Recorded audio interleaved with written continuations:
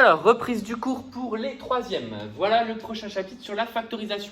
Donc, vous serez vigilant, il y a peut-être 2-3 petits détails qui risquent de changer si vous aviez déjà imprimé ce cours, puisque j'ai effectué quelques petites modifications pour vous donner des exemples un peu plus détaillés. Et notamment, j'ai détaillé des exemples pour pouvoir vous aider à le compléter avant que vous voyez la vidéo, parce que l'objectif c'est dans un premier temps d'essayer, ensuite se servir de la vidéo, quitte à mettre pause pendant, d'accord. Je vous rappelle que la vidéo c'est globalement la correction, donc ça sert à rien de la recopier bêtement, mais voilà, suivez donc du coup cette trame de vidéo, n'hésitez pas, il y a beaucoup d'exemples dans ce chapitre, c'est quasiment que des exemples. Si on reprend, là je vous explique un petit peu le vocabulaire et l'intérêt de la factorisation, mais ensuite après ça sera que des techniques. Ce chapitre est vraiment de la technique de calcul littéral. Et malheureusement pour vous, c'est que c'est un chapitre qui arrive vraiment très très tôt en seconde, alors suivant les progressions. Donc c'est un chapitre qui est vraiment important et qui peut poser souci. Je le sais, donc là n'hésitez pas, faites des exemples, refaites-les et on va voir l'intérêt dans un premier temps dans l'introduction, puis ensuite dans les exercices. Mais en tout cas, pour aujourd'hui, je vais compléter le grand 1 et le grand 2, donc les techniques sans identité remarquable. Il restera les techniques avec identité remarquable et le cours sera déjà fini. Donc ça veut dire qu'après, évidemment, on va faire un grand panel d'exercices. Donc, la factorisation, c'est le sens inverse du développement. Concrètement, on a déjà vu développer une expression. Développer une expression, c'est transformer un produit en somme. Dit comme ça ne veut pas forcément dire grand-chose, mais développer une expression, ça permet ensuite de la réduire et d'essayer de la simplifier au maximum. Sauf que par moment, et notamment dans le but de résoudre des équations nulles, produits nuls, on va avoir tout intérêt, au lieu de développer, à essayer de les simplifier. Alors pas forcément en termes de longueur, mais en termes de contenu, pour se ramener à un produit. Et si possible pour que ce produit soit nul. Parce que les équations de produits nuls, et ça c'est pareil, je vous ramène au chapitre B, on les a vues et on va les revoir d'ailleurs dans des exercices que je vais vous donner bientôt. Donc il va falloir se rappeler comment on résout par exemple 2x plus 3 au carré égale 0. Il va falloir se rappeler comment on résout x moins 5 fois x plus 2 égale 0. Donc ce type d'équation là, on va essayer de s'y ramener pour pouvoir les résoudre. Donc dans un premier temps, je vous invite à relire le chapitre sur les équations produit nul, et revoir des exemples, puisque vous allez en avoir en exercice. Donc ça vous fera du bien de les voir. Mais il y a un autre chapitre à revoir, c'est le chapitre, puisqu'il est en lien. La factorisation, je vous dis, c'est le sens inverse du développement. Il faut revoir le développement, et notamment les identités remarquables. Et là, c'est pareil, certains d'entre vous en auraient mangé si ce n'était pas encore acquis. Donc les identités remarquables, par exemple, ici. Vu qu'on ne sait pas factoriser, qu'est-ce qu'on va faire? On va développer dans un premier temps. Et on va lire dans l'autre sens pour se dire, oui, en fait, c'est ça factoriser. Donc, je vous aurais demandé en classe de me développer 2x plus 3 au carré. Pareil, si vous ne savez plus du tout, pause. Voilà, je fais un sourire comme ça, vous m'aurez en pause avec un sourire. Et une fois que vous avez mis pause, vous prenez votre cahier de cours, voire votre cahier d'exercice, identité remarquable, et vous essayez de me faire ce truc-là. Bon, la réponse en plus, elle est là. Bon. Donc, comment développe-t-on 2x plus 3 au carré? On utilise la première identité remarquable. C'est 2x entre parenthèses, n'oubliez pas les parenthèses puisqu'il y a le 2 et le x, plus 2 fois x, 2 fois 2x fois 3, plus 3 au carré. Qu'est-ce que j'ai utilisé là? J'ai utilisé la première identité remarquable, d'ailleurs qui est dans la suite du cours, qui est a plus b, le tout au carré, qui est égal à a carré plus 2 fois a fois b, plus b carré. Donc j'ai utilisé la première identité remarquable. Qui joue le rôle de a, c'est 2x, qui joue le rôle de b, c'est 3. J'applique la formule en sachant que quand a ou b est composé d'un nombre et d'une lettre, je mets des parenthèses. Et ensuite, s'il y a des parenthèses, justement, je dois calculer. 2x au carré signifie que je multiplie 2x par lui-même. C'est-à-dire, ça fait 4x carré. 2 fois 2x fois 3, règle de calcul littéral, ça fait donc 2 fois 2, 4 fois 3, 12, x, plus 9. Donc du coup, dans le sens là, j'ai développé, tout le monde doit être capable de le faire. Et bien dans le sens là, à la fin du chapitre, de droite vers la gauche, vous allez devoir être capable, si je vous donne 4x carré plus 12x plus 9, être capable de me dire que c'est 2x plus 3 au carré. Pourquoi? Parce que par la suite, vous aurez à résoudre 4x carré plus 2x plus 9 égale 0. C'est une équation du second degré. Les équations du second degré, mis à part avec quelques astuces, cette année, même l'an prochain, vous ne serez pas capable de les résoudre avant, on va dire, la première si vous choisissez l'option maths. Donc du coup, dans certains cas, c'est quand même cool de pouvoir les résoudre. Et bien là, on est dans un cas où on peut les résoudre, puisque ça revient à se dire que c'est 2x plus 3, le tout au carré, qui vaut 0. Or, un produit est nul, ça veut dire qu'au moins un des facteurs est nul. Donc, ça veut dire que 2x plus 3 au carré, c'est 2x plus 3 fois 2x plus 3 égale 0. Ça signifie que 2x plus 3 égale 0 ou 2x plus 3 égale 0, mais c'est le même. Donc, du coup, ça revient juste à résoudre 2x plus 3 égale 0. Et ça, vous savez le faire. Donc, tout l'intérêt de la factorisation, encore une fois, c'est se ramener à des équations qu'on ne sait pas de base développer, qu'on ne sait pas résoudre, mais des équations qui, une fois qu'elles sont factorisées, se ramènent à des produits nuls et qu'on sait résoudre pour, encore une fois, résoudre des problèmes, notamment des problèmes de calcul ou des problèmes d'optimisation, enfin voilà, des problèmes que vous verrez. Type brevet, il y en a quelques-uns qui traitent de ce sujet. Dans tous les cas, voilà, je voulais vous rappeler qu'on doit, dans ce paragraphe, factoriser, c'est donc, au final, on transforme une somme ici en un carré, c'est-à-dire un produit. Donc, transformer une somme en un produit, c'est ce qu'on va appeler factoriser. Il va y avoir deux techniques de factorisation et l'objectif, c'est de savoir résoudre des équations un peu plus compliquées que celles du programme de 3e, même si ça reste du programme de 3e. Les techniques maintenant. Alors là, je pense que je vais devoir compenser un manque peut-être de 5e, de choses qui sont censées être vues en 5e, voire en 4e. Mais là, moi, en 4e, par exemple, je ne prends pas spécialement le temps d'insister sur la factorisation. Donc, c'est possible que ça n'ait jamais été fait. Et là, donc, c'est le moment justement de le faire, de le découvrir pour certains, de le redécouvrir pour d'autres. On va du coup factoriser par ce qu'on va appeler un facteur commun. Alors, dans le facteur commun, il y a deux mots. Il y a facteur et il y a commun. Commun, généralement, c'est facile. Vous savez le repérer. C'est quelque chose qui va être en commun de part et d'autre d'une addition ou d'une soustraction. Puisque forcément, on va vouloir transformer une addition ou une soustraction en autre chose. Dans chaque calcul, vous voyez, là j'ai une addition, là j'ai une soustraction, j'ai une addition, j'ai une soustraction, addition, addition, addition, addition. Donc, de part et d'autre de mon addition et de ma soustraction, je vais chercher déjà quelque chose en commun. Mais ce quelque chose doit forcément être un facteur. C'est quoi un facteur? Il y a toujours des petits rigolos qui me parlent de celui qui ramène le courrier. En maths, un facteur, c'est un nombre qu'on multiplie. D'accord? Deux nombres que l'on multiplie. Le résultat d'une multiplication s'appelle un produit. Les nombres que l'on multiplie s'appellent des facteurs. Donc, dans 5 fois 3, 5 et 3, ce sont des facteurs. Donc, ça veut dire qu'ici, je vais devoir trouver des multiplications en commun de chaque côté d'une addition ou de chaque côté d'une soustraction. C'est ce que j'ai fait ici.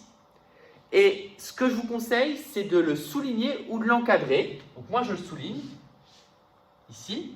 Mon facteur commun dans le premier calcul qui est fait, donc qui est fait sur ma version, mais qui n'est pas forcément fait sur votre version, c'est 5 fois. Et j'insiste sur 5 fois. Parce que ce facteur commun, je vais le prendre de part et d'autre ici, et il va se retrouver devant. Parce que je vous rappelle que la simple distributivité qu'on a vu dans le chapitre de développement, c'est ça. Mais on l'a vu dans le sens du développement. Dans l'autre sens de la factorisation, qu'est-ce qu'on a fait? On a pris le nombre k qui était multiplié à chaque fois par des choses et on l'a mis devant. Donc la première chose, c'est repérer ce que j'appelle le facteur commun, de l'écrire et de le mettre devant. Deuxième chose, c'est d'ouvrir des parenthèses et d'écrire ce qu'il reste. Qu'est-ce qui reste qui n'a pas été encadré ou souligné? De gauche à droite, et je dis bien de gauche à droite, il reste 3 plus 4. 3 plus 4, c'est entre parenthèses. Là, l'expression là, vous l'avez factorisée. Or, on verra par la suite qu'il faudra factoriser et simplifier. Là, pour l'instant, c'est juste de la technique de factorisation. C'est-à-dire qu'au lieu de calculer 5 fois 3 plus 5 fois 4, je peux calculer tout simplement 5 fois 3 plus 4. Ça, c'était le premier. Donc évidemment, là, essayez de faire la même chose sur les autres. Moi, je vais les corriger. Je vous ai guidé pour le deuxième en mettant des parenthèses. Je ne vous ai pas guidé sur les suivants.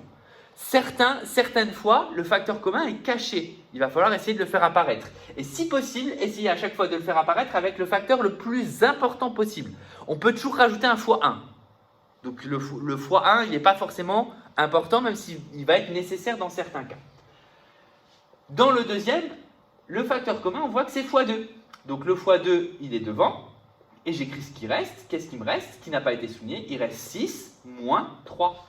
Donc au final, la factorisation de ce calcul, c'est 2 fois, entre parenthèses, 6 moins 3. Et vous voyez, le fois 2, il n'était pas forcément au même endroit. Mais je l'ai quand même pris, puisque c'était lui qui était en multiplication et qui était commun. Dans le 3x plus 12, pour l'instant, il n'y a aucun facteur. Je vais faire donc apparaître des multiplications. 3 fois x. Maintenant 12.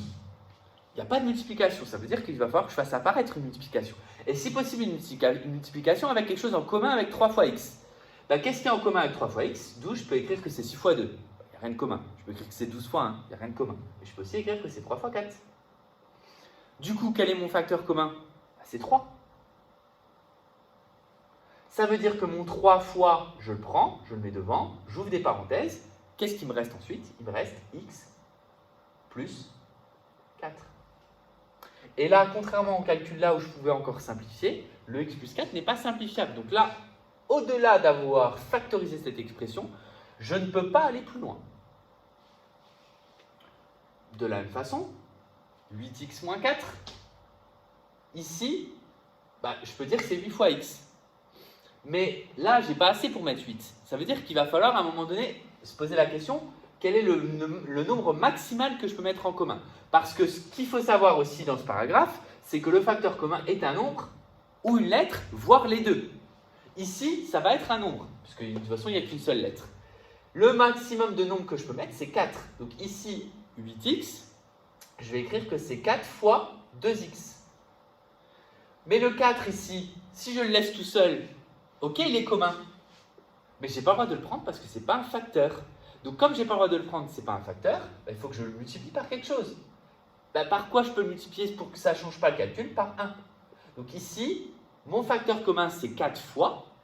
Et ici, il va falloir faire attention, dans l'expression D, il y a un fois 1 qui reste. C'est-à-dire qu'il ne faut pas oublier si je veux factoriser au maximum. Alors certains vont peut-être factoriser par 2. Oui, c'est bien de factoriser par 2. Mais ce n'est pas le maximum que l'on peut faire. Le maximum que l'on peut faire, c'est 4. Ça fait donc 4 fois, entre parenthèses, 2x moins 1. Et si vous ne marquez pas le moins 1, ici, vous allez être embêté. Certains vous marquez 2 moins x, c'est-à-dire vous changez l'ordre des calculs. Mais non, hein, ne changez pas l'ordre. Je reprends de gauche à droite, qu'est-ce qu'il me reste? Il me reste 2x moins 1. D'où l'importance de marquer le 1 ici. Si je décide que 4, c'est le facteur commun. Si 4 est tout seul, c'est 4 fois 1. 3x plus 5x, qu'est-ce qui est commun? X. Pour que ça devienne un facteur commun, il faut que je rajoute les multiplications. Ça fait 3 fois x plus 5 fois x. Je souligne le fois x, je le mets devant, ça fait x facteur de 3 plus 5. Là, j'ai factorisé. Si j'avais dû calculer, ça ferait x fois 8, ça ferait 8x. C'est de cette façon, et normalement, c'est pour ça que je dis que vous l'avez, en tout cas avec moi, vous le voyez un tout petit peu, on le voit que dans ce cadre-là. En quatrième, qu'est-ce que vous avez appris? Vous avez appris que 3x plus 5x, ça s'additionne, parce que c'est la même famille. Pourquoi ça s'additionne? Grâce à ça, parce qu'au final, on doit compter en priorité 3 plus 5, ça fait 8, et que ça va donner x fois 8, c'est-à-dire 8x. Et donc, on a utilisé la technique de factorisation. Mais cette technique de factorisation se généralise, même au calcul littéral, qui ne se calcule pas. 3 fois x plus 4, ça ne se calcule pas. Ça peut se développer si on veut, mais dans tous les cas, ça donne 3x plus 12, mais dans tous les cas, on ne peut pas aller plus loin, on ne peut pas dire que c'est 4x. Donc du coup, on a un petit peu vu, enfin mes élèves de 4e ont un petit peu vu la factorisation, mais pas beaucoup. Et normalement, vous êtes censé aussi l'avoir un petit peu en 5e, notamment les premiers exemples. Ensuite, 3x carré plus 7x. Qu'est-ce qu'il y a de commun? Pour dire qu'il y a x carré. Non. X carré, je vous rappelle que c'est x fois x. Si, et là c'est pareil que pour les fractions, si j'en prends un avant le plus, j'en prends un après. Si j'en prends deux, j'en prends deux. Donc c'est-à-dire que de part et d'autre, je dois prendre exactement la même quantité. Donc un peu comme les fractions, quand on va les décomposer, simplifier.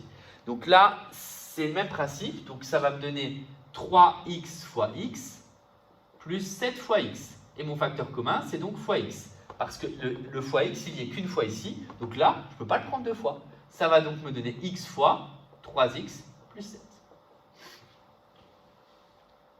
Maintenant, celui-là, si je l'écris, ça fait x fois x fois x fois x plus x fois x. Là, je me suis amusé à écrire tous les x. Je peux en prendre combien? Je peux en prendre 2. Problème ici, j'en prends 2 avec multiplication, certes, mais il faut que je reprenne une autre multiplication. Par combien il faut que je reprenne? Il faut que je reprenne par 1. Au final, qu'est-ce que j'ai pris? J'ai pris x fois x, c'est-à-dire x carré. Donc, ça me donne x fois x, c'est-à-dire x carré, multiplié par, qu'est-ce qui me reste qui n'a pas été pris ici? X fois x, c'est-à-dire encore x carré, plus, qu'est-ce qui n'a pas été pris ici? 1. Il faut forcément qu'il reste quelque chose. Donc, comme dans l'exemple D, je rajoute 1 fois 1. Donc, la factorisation maximale ici, c'est par x carré. Ça fait x carré facteur de x carré plus 1. Si vous l'avez juste fait par x, c'est juste. Si vous avez fait x cube plus x, c'est juste, mais ce n'est pas maximal. Et dans le dernier, on va pouvoir prendre un nombre et des lettres. Alors ça, justement, c'est bien chaque année parce que je pose la question et il y en a qui trouvent le nombre, pas forcément le meilleur, il y en a qui trouvent la lettre. Et du coup, évidemment, si je peux prendre un nombre ou une lettre, ça veut dire que dans le même calcul, je peux prendre un nombre et une lettre. Le nombre en question, je regarde 4 et 8. Je peux prendre 4, parce que 8 est dans la table de 4. Il y a y carré et y, je peux prendre y. Donc ça va me dire que je vais prendre 4y multiplié par, et là je me pose la question, 4y carré c'est 4y fois combien? C'est 4y fois y. Plus 8y, c'est 4y fois combien? Fois 2. Ce qui signifie au total que mon facteur commun c'est 4y. Donc j'obtiens 4y multiplié par, entre parenthèses, y, puisqu'il reste y, plus 2. Donc, je vous rappelle qu'une fois qu'on a pris le facteur commun, entre parenthèses, on multiplie par ce qui reste, c'est-à-dire en lecture de gauche à droite, il reste y plus 2. Ce qui me permet donc de valider cet exemple de factorisation par un nombre ou par une lettre. Là, vous avez vu, au final, quasiment que des révisions des anciennes années. Le paragraphe suivant qui va suivre dans la prochaine vidéo, ça va être du coup factorisé, et donc ça sera plus en lien avec ce que vous faites cette année et avec ce que vous ferez l'an prochain, factorisé non pas par un nombre ou une lettre, mais factorisé par une expression. Donc ça va être, on va dire, le deuxième type d'exercice et le nouveau type d'exercice de troisième, donc un type d'exercice vraiment très important.